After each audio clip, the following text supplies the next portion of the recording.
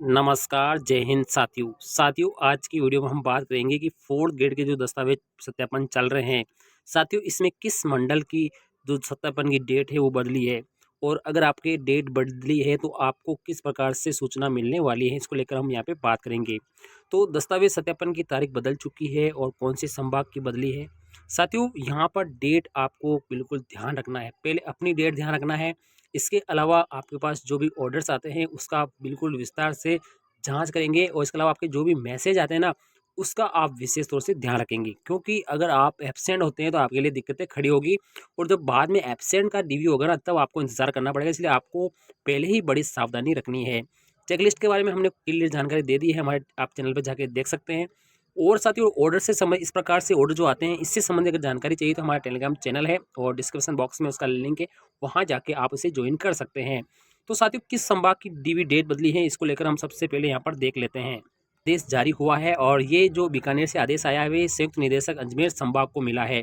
और इसमें विषय लिखा गया है कि चतुर्थ श्रेणी 2024 वाली जो भर्ती है, इसमें 23 मार्च को जो भी एग्जाम होगा, ठीक है ना, उस एग्जाम के मद्देनजर ये प्रतियोगी परीक्षा है। और इस प्रतियोगी परीक्षा के मद्देनजर उस स्कूल के अंदर जो तोपदरा स्कूल है, राजकीय उच्च माध्यमिक विद्यालय तोपदरा अजमेर है, उसमें क्या है कि कोई प्रतियोगी परीक्षा होने वाली है।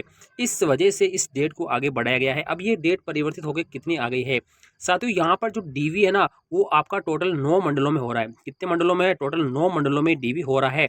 लेकिन आपके 9 मंडलीय की डीवी डेट नहीं बदली है, केवल अजमेर संभाग वाला जो मंडल है ना, इसकी डेट बदली है। और वो कौन सी तारीख बदली है? 23 मार्च को जो एग्जाम होगा ना, उसकी डेट यहाँ पर पोस्टपोन हुई है।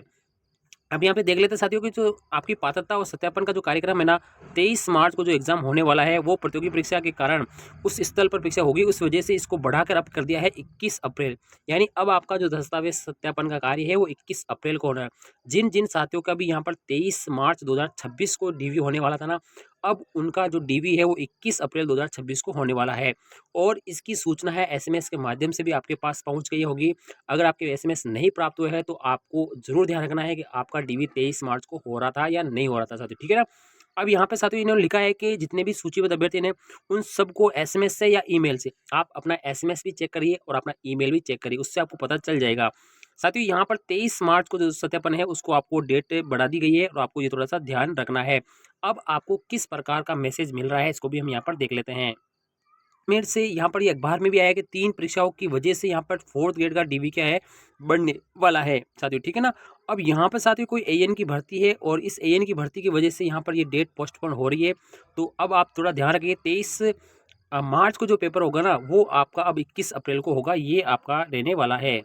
एसएमएस है जो आपके रजिस्टर्ड मोबाइल नंबर पर प्राप्त होना है। इसमें लिखा है साथियों, चतुर्थ श्रेणी कर्मचारी भर्ती 2024 में अजमेर मंडल में पात्रता जांच और दस्तावेज सत्यापन स्थान पर दिनांक 23 मार्च 2026 को प्रतियोगी परीक्षा होने के कारण दिनांक 21/4/2026 को उपस्थित हेतु ये आपका मैसेज आपके इनबॉक्स में प्राप्त हो चुका है। कई विद्यार्थियों को आ चुका है, कई विद्यार्थियों की अभी भी आया नहीं, तो लेकिन जस्ट ही आपका आ जाएगा। और वैसे ही आपको शेड्यूल से पता है कि अजमेर मंडल की जो लिस्ट है उसमें आप देखिए कि 23 मार्च को आपका डीवी था, तो आपके डीवी की डेट यहाँ पर बदल चुकी है। तो महत्वपूर्ण बातें और कर लेते हैं साथियों, ठीक है ना। सबसे बड़ी जो बात है वो है साथियों कि जो डीवी के अंदर जो पीएच कैंडिडेट आ रहे हैं ना, अब पीएच कैंडिडेट का एक बार बार हमारे मैसेज आ रहा है, टेलीग्राम पे भी आ रहा है और सब जगह यहाँ पे बात भी चल रही है कि इन पीएच कैटेगरी का जो री मेडिकल है ना, वो कब तक होने की संभावना है और इनको कैसे पता चलेगा कि हमारा री मेडिकल होगा। साथियों देखो, अगर आपका री मेडिकल जब भी होगा ना, तो यहाँ पर टोटल जो 9 मंडल है ना, मंडल वाइज आपकी सूचियाँ जारी होगी।